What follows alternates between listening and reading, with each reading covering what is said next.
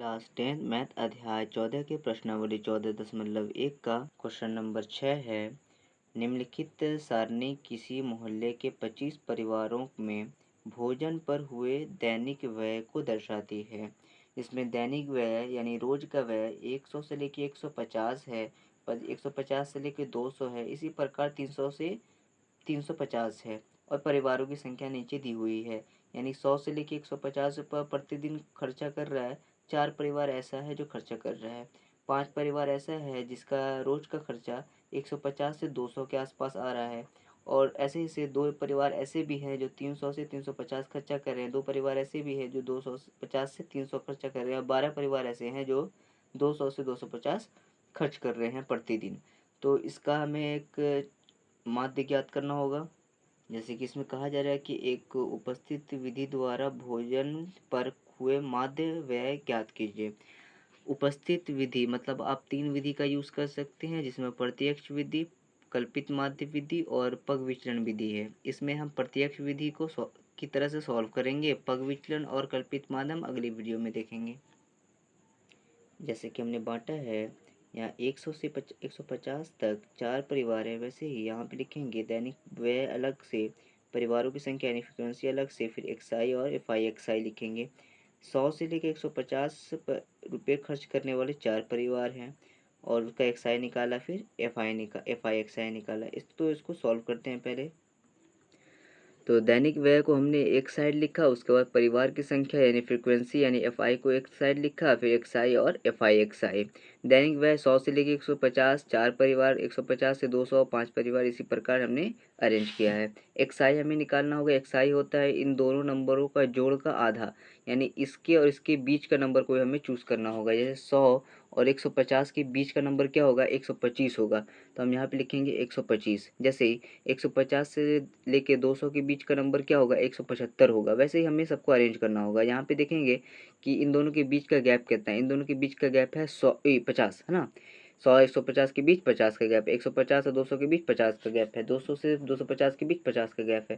यानी हम 125 तो लेके आ चुके हैं। सब में 50 50 बढ़ाते जाएंगे। 125 और 50 बढ़ाएंगे 175, फिर 50 बढ़ाएंगे 225, 225 में 50 बढ़ाएंगे 275, 275 में 50 बढ़ाएंगे 325। इसी प्रकार हमारा एक्सआई निकल के आ चुका है। अब हम करेंगे एक्सआई और एफआई को गुना।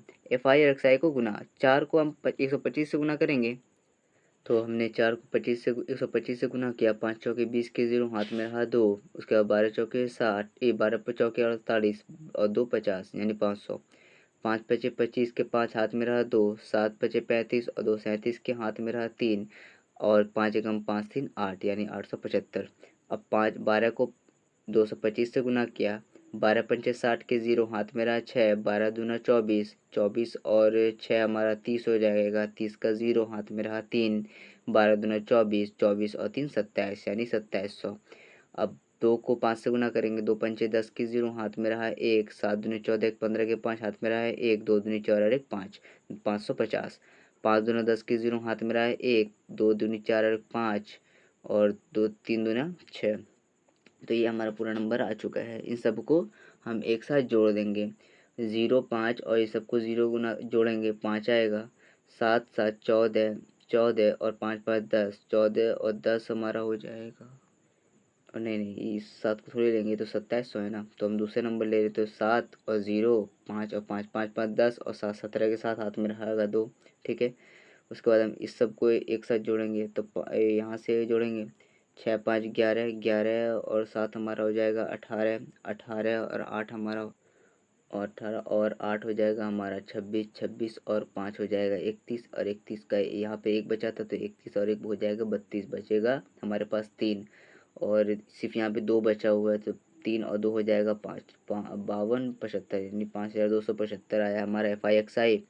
और सिग्मा एफआई हमें पता है कि ये 25 घर की बात हो रही है, हम सबको जोड़ भी सकते हैं, तो 25 आएगा। तो हम पहले माध्य ज्ञात करते हैं। ठीक है। तो माध्य होता है sigma f i x i बस sigma f i. Sigma f i x i ये हमारा रहा 5275, तो 5275 हमने लिख दिया। सिग्मा एफ आई 25 है, तो 25 हमने लिख दिया। अब हम इसको भाग करते हैं। 25 एकन 25, 25 दूना 50, बचा हमारे पास कितना 2, 2 इसमें चला गया 27, 25 एकन 25, बचा कितना हमारे पास 2 इसमें चला गया और 25 एकम 25, तो 211 हमारा आंसर हो चुका है।